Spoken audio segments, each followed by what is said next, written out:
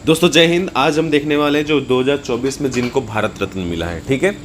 तो उनके बारे में दो दो तीन तीन लाइन पढ़ते जाएंगे, क्योंकि प्रश्न कैसे भी पूछ सकता है कि भैया ये व्यक्ति हैं, पूर्व में मुख्यमंत्री भी रहे हैं, प्रधानमंत्री रहे हैं, चाहे कृषि वैज्ञानिक रहे हैं, ठीक है। तो फटाफट बिना समय गवाए हम शुरू करते हैं।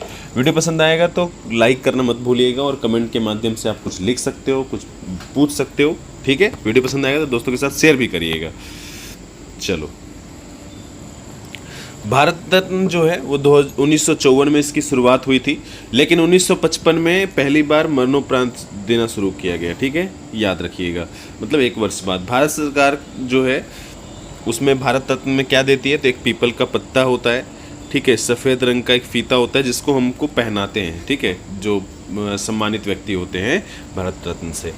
खेल जगत में पहली बार किनको दिया गया, तो सचिन तेंदुलकर को, ठीक है।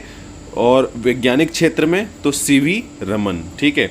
उसके बाद इसकी सिफारिश कौन करता है, तो प्रधानमंत्री। अभी वर्तमान में जो दिए हैं तो उनके सिफारिशकर्ता कौन है, तो प्रधानमंत्री नरेंद्र मोदी, ठीक है।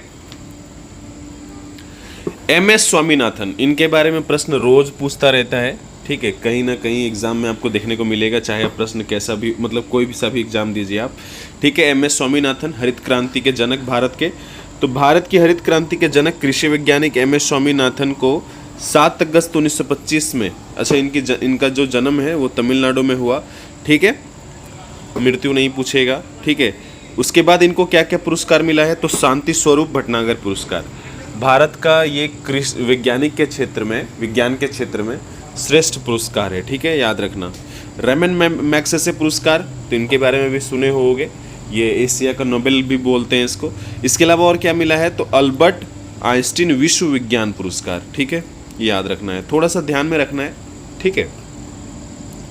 इसके साथ ही इनको पद्मश्री दिया गया है, पद्म भूषण भी दिया गया है और पद्म विभूषण भी दिया गया है। मतलब तीनों नागरिक सम्मान पहले दिए जा चुके थे, अभी अंतिम और श्रेष्ठ सम्मान भारत रत्न से सम्मानित किया गया है, ठीक है। तो आगे बढ़ते हैं। लाल कृष्ण आडवाणी, ठीक है, ये भाजपा नेता। भारत रत्न प्राप्त करने वाले 50वें व्यक्ति हैं ये लाल कृष्ण आडवाणी, ठीक है। जन्म इनका कहाँ पे, तो पाकिस्तान कराची में, ठीक है। इनके पहले जो भी अभी जो मिला है 5 लोगों को, ठीक है, तो उसमें बाकी 4 जो हैं वो भारत में ही जन्मे हैं, लेकिन ये जो है पाकिस्तान में जन्मे हैं, ऐसा है, ठीक है, थोड़ा सा अलग है। ये आरएसएस से कब जुड़े, तो 1942 में। 1980 में ये भाजपा जो संस्थापक सदस्य बन गए, ठीक है। भाजपा का स्थापना कब हुआ, एक्चुअली 1951 में मोरारजी नहीं, क्या नाम है, श्यामा प्रसाद मुखर्जी के द्वारा बनाया गया था, भारतीय जनसंघ स्थापना किए थे। लेकिन 1980 में भारत का क्या हुआ, भाजपा का क्या हुआ था, मतलब पुनर्स्थापना हुआ था कुछ दलों को मिला करके, ठीक है। इनकी आत्मकथा एक माई कंट्री माई लाइफ, ठीक है। उन्होंने राम मंदिर के समर्थन के लिए 25 सितंबर 1990 को, ठीक है, सोमनाथ मंदिर से अयोध्या के लिए एक रथ यात्रा निकाली थी, याद रखिएगा। समस्तीपुर में उनको गिरफ्तार कर लिया गया था। 1970 में जनसंघ सीट से राज्यसभा के सदस्य चुने गए ये। 2002 से 2004 के बीच ये 7वें उप प्रधानमंत्री रहे। पहले उप प्रधानमंत्री कौन, तो पहले जो गृह मंत्री थे, ठीक है, आपको बताना है पहले भारत के गृह मंत्री कौन। 2009 में भाजपा के प्रधानमंत्री पद के उम्मीदवार रहे, लेकिन सफलता नहीं मिली उस वक्त, है ना, 2009 में। नेक्स्ट है, इन्हें 2015 में पद्म विभूषण से भी सम्मानित किया गया था, ठीक। नेक्स्ट है पीवी नरसिम्हा राव, ठीक है। हालांकि ये कांग्रेस से संबंधित व्यक्ति हैं, लेकिन मिला है मोदी जी के द्वारा, ठीक, मतलब भारत नहीं दिया है लेकिन मोदी जी के सिफारिश पर। पीवी नरसिम्हा राव कहाँ से थे, तो तेलंगाना, ठीक है। इनका पूरा नाम क्या है, तो पामुलापति वेंकट नरसिम्हा राव, ठीक है, याद रखिएगा। इसके बाद माता पिता का नाम। भारत के ये कौन थे, तो 9वें प्रधानमंत्री, याद रखना। भारत के 9वें प्रधानमंत्री कौन, तो पीवी नरसिम्हा राव, 1991 से 1996। और इसी समय भारत में जो क्या बोलते हैं वित्त मंत्री थे, वो कौन थे, वो आपको लिखना है, ठीक है, याद रखना। नेक्स्ट आगे बढ़ते हैं।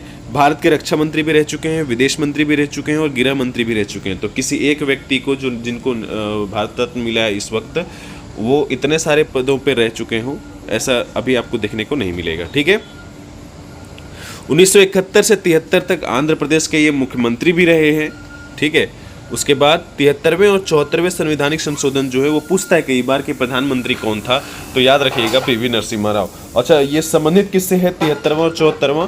तो 73वां और 74वां जो संबंधित है वो है पंचायती राज व्यवस्था गाँव में, और 74वां जो संबंधित है वो शहर से। ठीक है, 11वीं अनुसूची और 12वीं अनुसूची। चलो आगे बढ़ते हैं। चौधरी चरण सिंह, ठीक है, ये भी रहे 5वें प्रधानमंत्री भारत के। चौधरी चरण सिंह 23 दिसंबर को हम कृषि दिवस भी मनाते हैं, याद रखिएगा, आगे देखेंगे। ठीक है, 1902 में उत्तर प्रदेश के मेरठ जिले के नूरपुर जाट किसान परिवार में इनका जन्म हुआ। ठीक है, इनके जयंती पर 23 दिसंबर को राष्ट्रीय किसान दिवस मनाते हैं। ठीक है, राष्ट्रीय किसान दिवस कब मनाते हैं? तो 23 दिसंबर। ये भी एक नई बात आपके लिए, अच्छी बात है।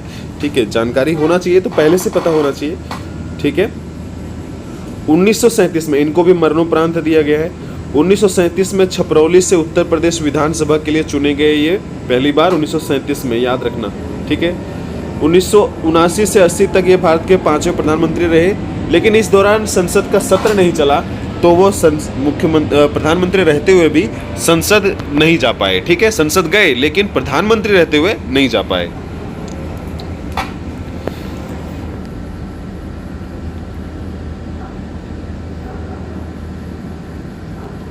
उन्नीस सौ 67-68 और 1970 में ये मुख्यमंत्री रहे उत्तर प्रदेश का। ठीक है, और इनके समाधि स्थल को किसान घाट कहा जाता है, ये इंपॉर्टेंट है, कई बार पूछता है। ठीक है, चौधरी चरण सिंह। नेक्स्ट है कर्पूरी ठाकुर। कर्पूरी ठाकुर का जन्म 24 जनवरी 1924 को बिहार के समस्तीपुर जिले में हुआ। ठीक है, लोकप्रियता के कारण इनको जननायक भी कहा जाता है। ठीक है, तो ये भी प्रश्न इंपॉर्टेंट है। 1952 में पहली बार सोशलिस्ट पार्टी के उम्मीदवार के रूप में ताजपुर निर्वाचन क्षेत्र से बिहार विधानसभा चुनाव जीते। ठीक है, पहली बार 1952 में बिहार विधानसभा सीट में पहुंचे, बिहार विधानसभा में पहुंचे। ठीक है, कर्पूरी ठाकुर 1970 से 71 के बीच और 77 से 79 के बीच 2 बार बिहार के मुख्यमंत्री रहे, और 67 से 68 तक बिहार के उप मुख्यमंत्री भी रहे। बिहार के पहले गैर कांग्रेसी मुख्यमंत्री थे कौन? तो कर्पूरी ठाकुर। आगे इनके बारे में पढ़ते हैं। क्या उन्होंने भारत में पहली बार अन्य पिछड़ा वर्ग, देखो एक्चुअली क्या है, मुंगेरी लाल आयोग जो है उन्होंने कहा कि भैया ओबीसी को रिजर्वेशन की आवश्यकता है, कितना? 26%। तो भारत में पहली बार ओबीसी को रिजर्वेशन मिला आज़ाद स्वतंत्र भारत में, कहाँ पे? तो बिहार में। किनकी मुख्यमंत्री कौन थे उस वक्त? तो मुख्यमंत्री पढ़ते हैं। उन्होंने भारत में पहली बार अन्य पिछड़ा वर्ग ओबीसी को आरक्षण दिया, कहाँ पे? बिहार में, 1977 में। 1977 में मुख्यमंत्री बनने के बाद मुंगेरी लाल आयोग की सिफारिशों को लागू किया गया था, जिस कारण पिछड़ों को नौकरियों में आरक्षण मिला। ठीक है, तो ये बहुत इंपॉर्टेंट चीज़ है, याद रखना। उन्होंने एक अभूतपूर्व आरक्षण मॉडल प्रस्तुत किया जिसमें ओबीसी, आर्थिक रूप से पिछड़े वर्गों, ईबीसी, महिलाओं और उच्च जातियों के आर्थिक रूप से पिछड़े वर्गों के लिए विशिष्ट कोटे के साथ 26% आरक्षण आवंटित किया गया था। ठीक है, बिहार में उर्दू को दूसरी राजकीय भाषा का दर्जा दिया, कौन? तो मुख्यमंत्री, याद रखना। ठीक है, उस वक्त कौन थे? दूसरा भारत रत्न पाने वाले ये 40वें व्यक्ति, 40वें नहीं होगा, 49वें होगा या 48वें। ठीक है, मरणोपरांत भारत रत्न पाने वाले ये 15वें व्यक्ति हैं। ठीक है, और बिहार से चौथे व्यक्ति। चलो अभी इतना ही। वीडियो पसंद आए तो अपने दोस्तों के साथ शेयर जरूर करना। मिलते हैं फिर, जय हिंद।